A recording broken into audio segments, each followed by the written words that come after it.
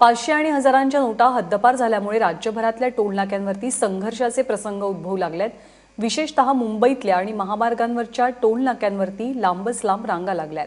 वांद्रेवर्णी सीलिंगवरती सुद्धा गर्दी झाल्यामुळे अखेर त्या ठिकाणी 500च्या नोटा स्वीकारल्या जात आहेत, तर मुंबईतल्या वाशी टोलनाक्यावरनं पैसे न घेताच वाहनं सोडली जात आहेत। भारतीय चलनांना 500 आणि 1000च्या नोटा बंद केल्यानंतर याचा मोठा फटका आता वाहतूकदारांना बसताना दिसतोय। कारण वाशी टोल नाक्याला पाहता की मोठ्या प्रमाणामध्ये ही गर्दी झालेली आहे।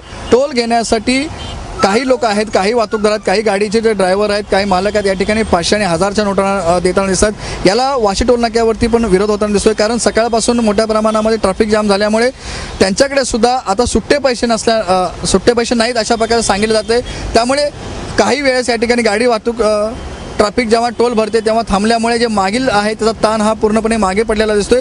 कारण मुंबईच्या दिशेने दिसतंय आपल्याला की मोठ्या प्रमाणामध्ये ट्रॅफिक जाम झालेला आहे। हीच परिस्थिती आहे जी मुंबईवरून नवी मुंबईत येणारे ट्रॅफिकची आहे। दोन्ही दिशेला मोठ्या प्रमाणामध्ये ट्रॅफिक जाम झालेला आहे। त्यामुळे आता याच्यावरती उपाय करण्यासाठी वाहतूक पोलीस आहेत, त्यांनी जे टोल आहे वाशी टोल नाका त्यांना आदेश दिले की आपण गाड्या आहेत ते गाड्या पूर्णपणे फ्री सोडा, कारण मोठ्या प्रमाणामध्ये जवळजवळ 3-4 किलोमीटर ही ट्रॅफिक मागे लांब रांगा लागलेल्या आहेत। त्यामुळे आता टोल न घेता संपूर्णपणे गाडी फ्री सोडायला सुरुवात वाशी टोल नाक्यावरती करण्यात आलेली आहे। या ज्या आहेत 500-1000च्या नोटा याचा फटका मात्र आता वाशी टोल नाक्याला, वाहतूकदारांना आणि टोलला सुद्धा बसण्याचं या ठिकाणी पाहायला मिळतंय।